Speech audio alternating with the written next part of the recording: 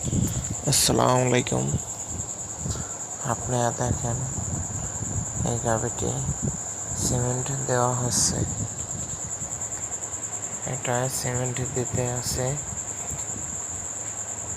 TDL 100% Sahiwal 921 নম্বর বলে cement. আশা করি বাচ্চা ভালো হবে। আপনারা গরুকে কৃত্রিম প্রজনন করান এবং সঠিক জাত উন্নয়ন করেন।